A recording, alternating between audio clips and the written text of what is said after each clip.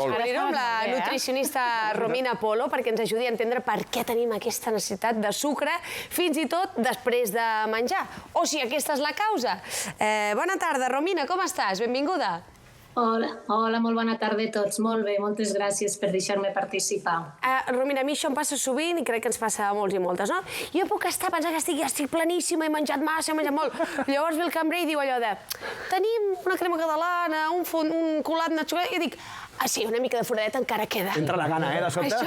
Això per què, Romina? Això per què passa? Bueno, jo crec que la resposta tots la teniu, perquè a tots, o sigui, és una resposta molt fàcil, provoca satisfacció.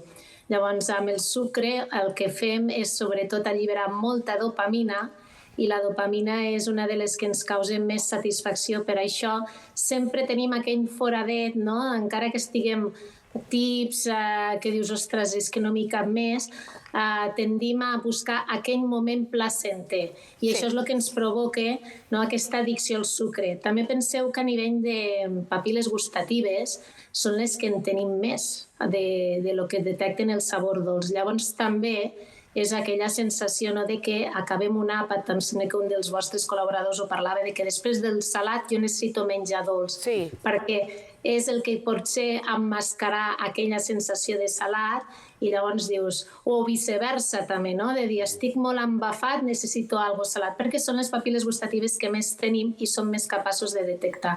Per això, a mesura que ens fem grans, també tenim més apetència al dolç, perquè són aquests sabors que són més sensibles a poder ser detectats en el nostre paladar. Però allò de estàs supertip-tipa i dius un gelat, una cosa fresqueta que fa baixar, que ajuda a que estem autoenganyant, no?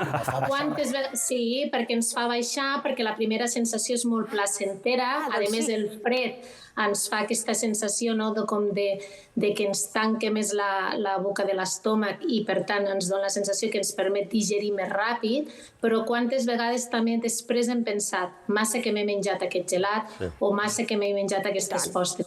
No? Vull dir que a vegades també ens surt una mica el remordiment de dir, m'ho he menjat, m'ha provocat molta satisfacció, però després resulta que no et pots ni bellugar. I això és una de les... Plaers culpables, d'aquells. Sí. Llavors és una de les coses que nosaltres nutricionalment sempre diem que és millor quedar-se amb una mica de gana que no sobrepassa. Fàcil dir-ho, Fàcil dir-ho. És molt fàcil dir-ho, molt difícil de fer-ho.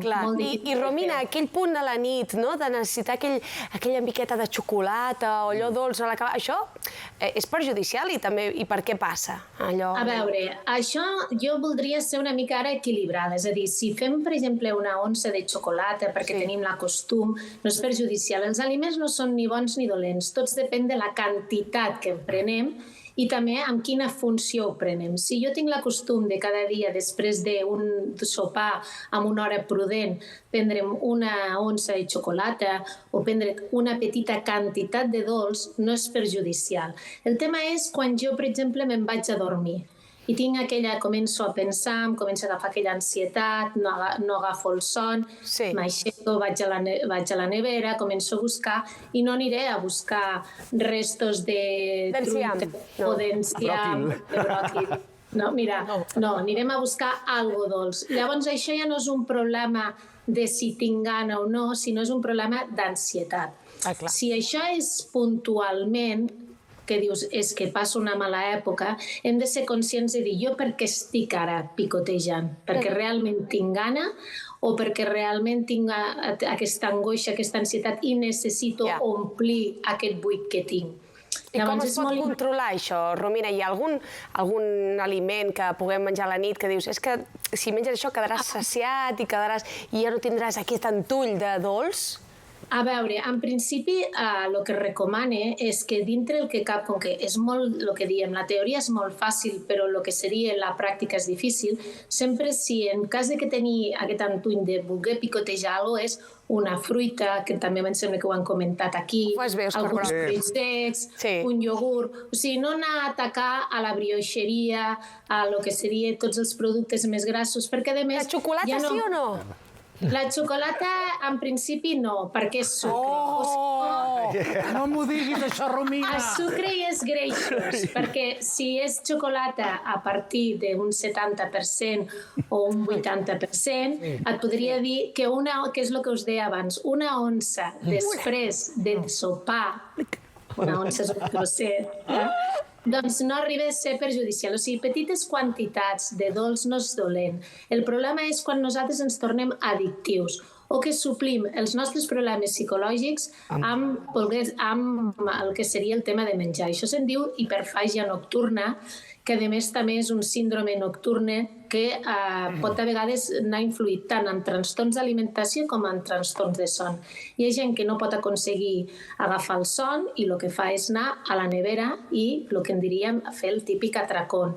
O bé tinc un problema de neguits, del cortisol molt alt, de problemes de tota mena, i també vaig a la nevera perquè, com que tinc aquesta angoixa, omplo.